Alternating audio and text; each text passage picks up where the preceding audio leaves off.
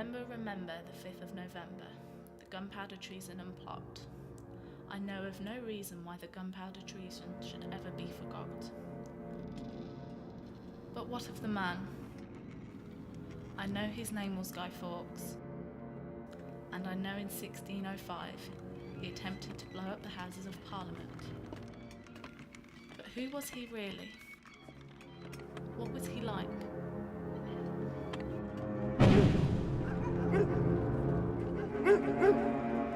We are told to remember the idea and not the man, because a man can fail. He can be caught, he can be killed and forgotten. But 400 years later, an idea can still change the world. I've witnessed firsthand the power of ideas. I've seen people kill in the name of them and die defending them. But you cannot kiss an idea. You cannot touch it or hold it. Ideas do not bleed.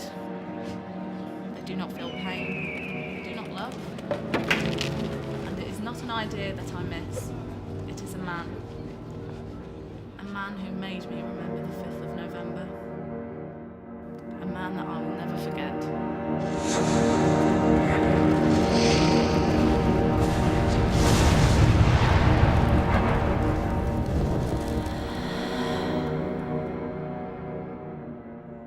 So, I read that the former United States is so desperate for medical supplies that they've allegedly sent several containers filled with wheat and tobacco.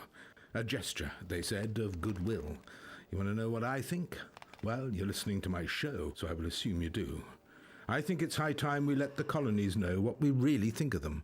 I think it's payback time for a little tea party they threw for us a few hundred years ago. I say we go down to those docks tonight and dump that crap where everything from the ulcered sphincter of Ass Erica belongs. Who's with me? Who's bloody with me?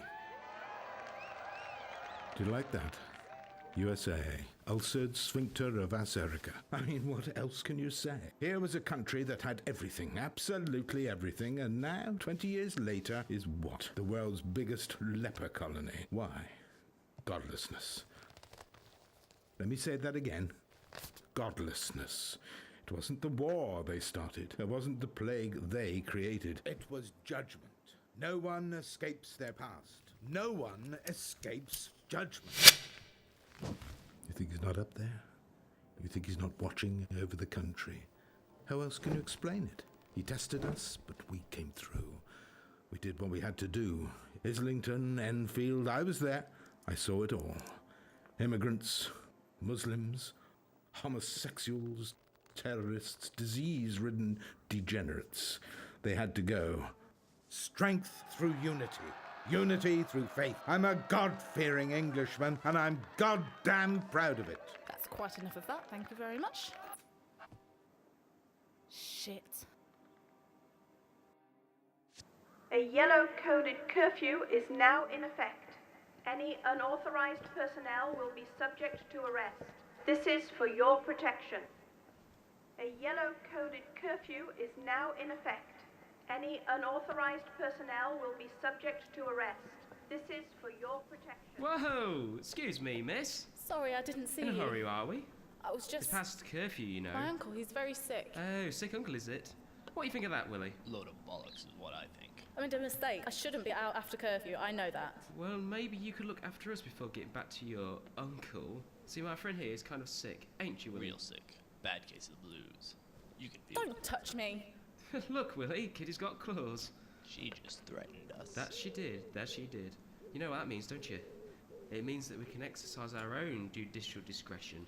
And you get to swallow it. Oh God, your finger, man. Oh, she's getting the No, picture. please, I didn't know, I'm sorry. Not yes, you're not. But you will be. By sunup, if you're not the most sorriest piece of ass in all of London, you'll certainly be the sorest.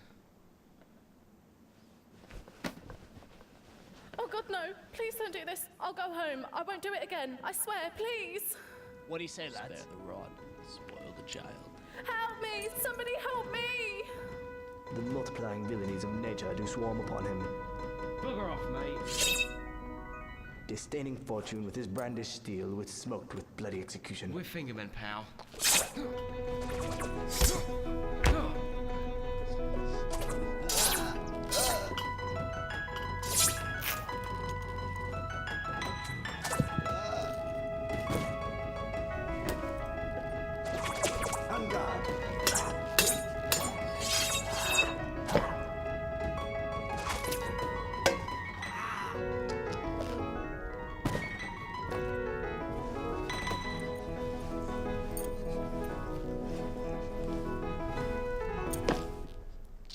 Christ, We're mercy! off to blame in this. 'Tis too much proven that with devotion's visage and pious action we do sugar the devil himself. What's that mean?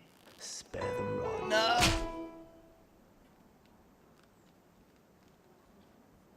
I can assure you I mean you no harm. Who are you? Who? Who is but the form, following the function of what? And what I am is a man in a mask. Well, I can see that. Of course you can. I'm not questioning your powers of observation. I'm merely remarking upon the paradox of asking a masked man who he is. Oh, right.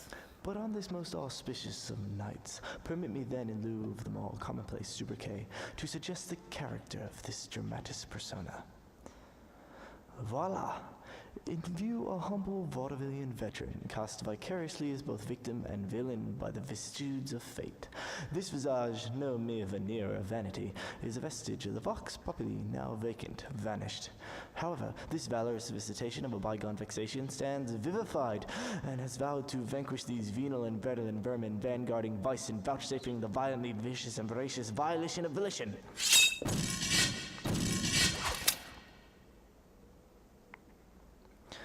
The only verdict is vengeance, a vendetta, held as a votive not in vain, for the value and veracity of such shall one day vindicate the vigilant and the virtuous. Verily, this visageage of verbiage appears most verbose, so let me simply add it's my very good honor to meet you, and you may call me V. Are you like a crazy person? I'm quite sure they will say so, but to whom might I ask I'm speaking? I'm Evie. Evie. Evie, of course you are. What does that mean? It means I, like God, do not play with dice and do not believe in coincidence. Are you hurt? No, I'm fine. Thanks to you. Oh, I merely played my part. But tell me, do you enjoy music, Evie? I suppose. You see, I'm a musician of sorts, and I'm on my way to give a very special performance. What kind of musician? Percussion instruments are my speciality, but tonight I intend to call upon the entire orchestra for this event, and I would be honored if you could join me. I don't think so. I think I should be getting home. I promise you it'll be like nothing you've ever seen, and afterwards you'll return home safely. All right.